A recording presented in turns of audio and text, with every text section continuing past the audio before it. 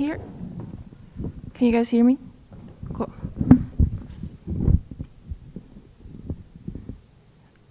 So deciding whether to explore or to exploit is a very common dilemma in our daily life.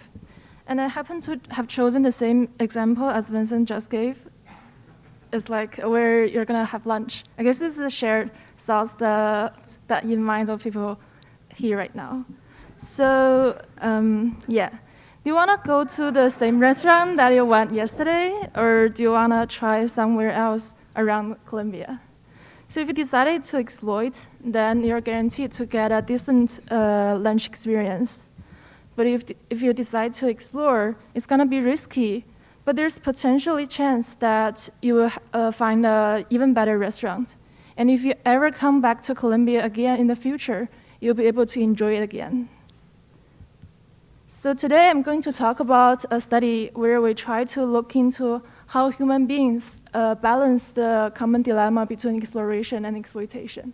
And we're interested in whether people are optimal in solving these problems, and if they are not, how do they deviate from optimality? In the commonly used paradigms, for example, the multi-armed bandit problem Vincent just mentioned, there are a few complexities in the design. So the basic explore versus exploit problem is often coupled with the demands of learning different reward distributions, memorizing preceding rewards, and also dealing with uncertainties, etc.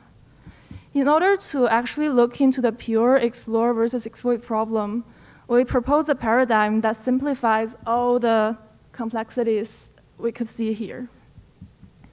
So the cover story is the same as the restaurant example. We told the subjects that they were playing tourists and they're visiting a new city for a certain number of days, ranging from 5 to 10 days. And on each day, they had to decide where to have dinner. They had two choices, either go to a random new restaurant or go back to the best restaurant so far. And it was known to them that restaurants in the city follow a rating distribution like this. So by choosing a restaurant, they will get its rating, and then their ultimate goal was to maximize the cumulative rating over their stay. And they would receive a bonus in the end of the experiment proportion to their performance. So let me walk you through an exemplar trial. So this is a 7-day long trial, and the subject had to explore in the first day. Okay, you can't see my mouse, but yeah. He explored and he got a 2.7 restaurant. And then on the second day, he decided to explore again. And wow, he got a 4.3 restaurant.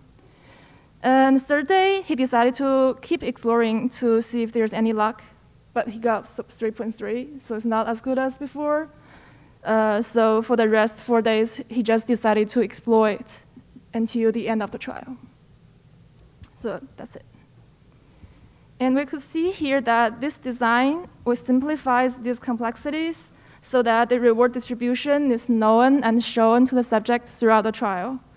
And the reward history is also shown to them for their reference. And there's no uncertainty when exploiting. They will always get the same reward if they go back to the best restaurant so far. And then the environment is also stationary, so there's no changing. We can work out the optimal policy of this task, as many of you probably have been doing in your mind. So the optimal policy depends on only two variables, R star, which is the highest reward so far, and T left, which is the number of days left. We derived the optimal policy by solving Bellman equations, and the basic idea is to compare. So for each state defined as a combination of R star and T left, we calculate and compare the expected future reward of exploration versus exploitation. We denote the expected future reward as Q values here. So if the Q value of exploration is higher than exploitation, it is optimal to explore, and vice versa. And I'm showing here the optimal policy as a function of highest reward so far and number of days left. Red here means exploration, and the blue means exploitation. We could see that it is optimal to explore when R star, when the highest reward so far is lower, and when the number of days left is higher. And also within the trial, the optimal agent would travel from the lower left corner of the plot to the upper right corner. And this is an exemplar trajectory I'm showing here. So the optimal agent will only cross the decision boundary less than once. That means it is optimal to switch no more than once from exploration to exploitation within the trial. Okay, so we ran this experiment both in laboratory and on Amazon Turk. In this talk, I'm only going to show the results from lab subjects for simplicity. And here are a few summary statistics of our data. So first, this is the proportion of exploration as a function of highest reward so far and number of days left. It's the same plot as I've shown for the optimal policy. So color codes proportion of exploration, and then we also have transparency codes the number of trials. So if the color is more faint or white, then that means there's less trial in that condition. We could see here that subjects follow or have a similar decision boundary as the optimal policy, but compared to the deterministic optimal policy, subjects are much noisier. And this is the same plot as the first one, but broken down for different number of days left. We see a higher proportion of exploration for highest reward so far and higher number of days left. This is the number of switches within the trial as a function of total number of days. As I mentioned, it is optimal to switch less than once, but subjects apparently switch more than optimal.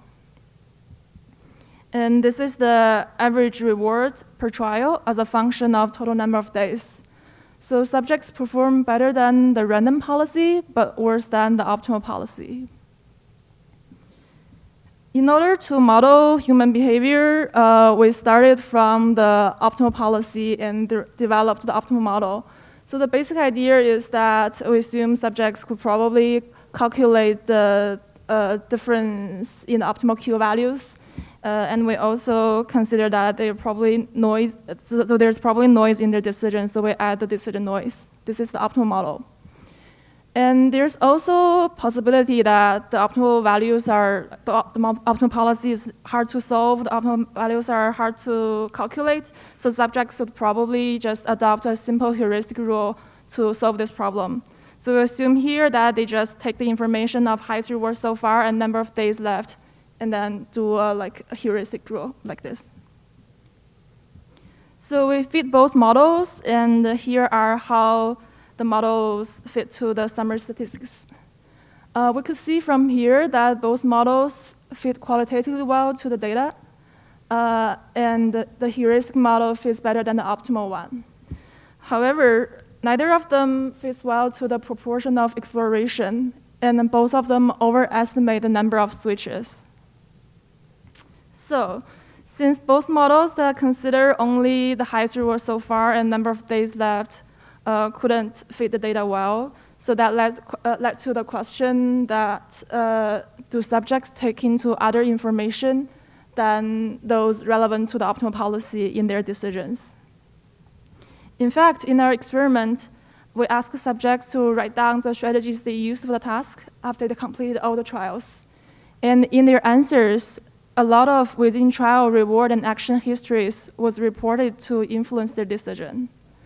So inspired by that, we examined a few plausible history factors that we think might influence their choices, including preceding action, and 3 factors about how many days have passed and total number of days, and 4 other factors about reward history, including preceding reward, average reward so far, minimum reward so far, and also regret.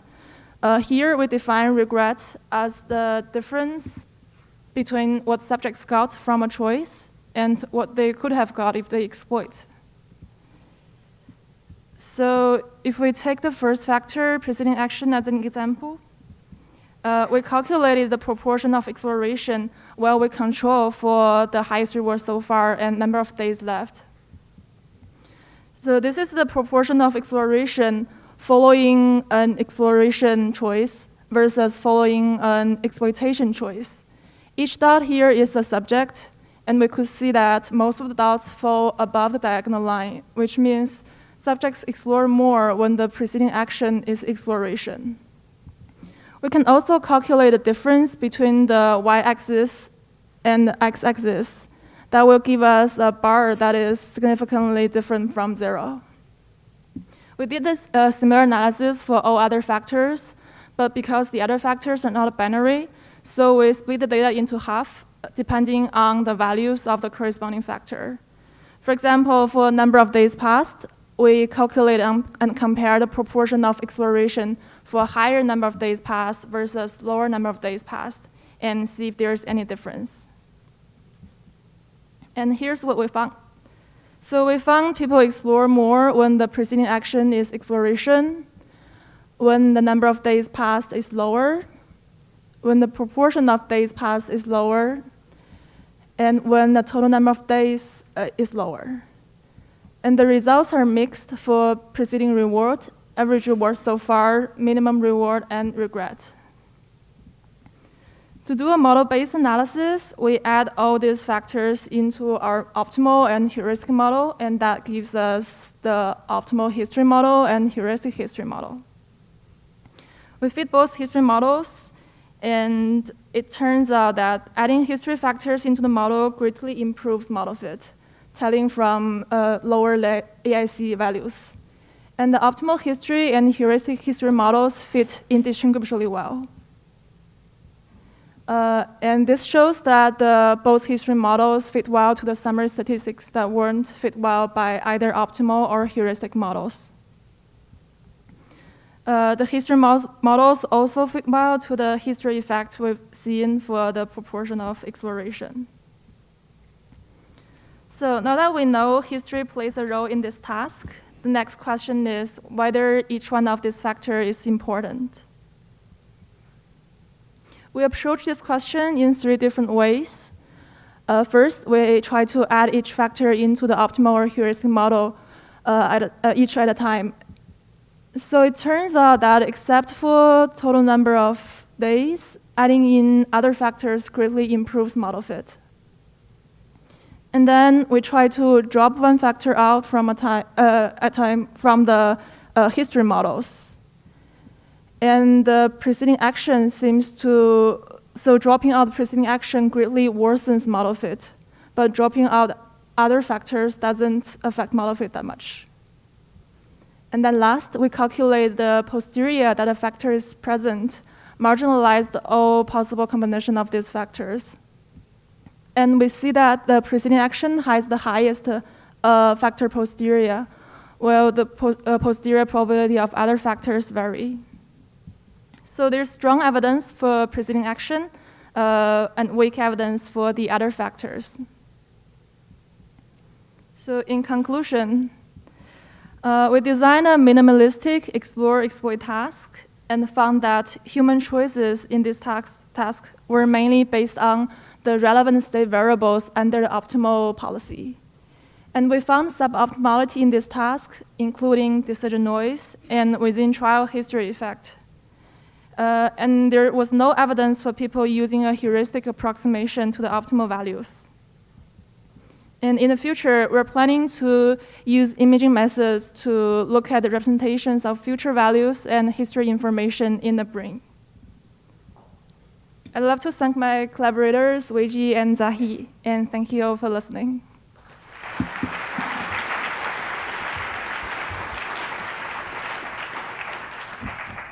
We can take one question.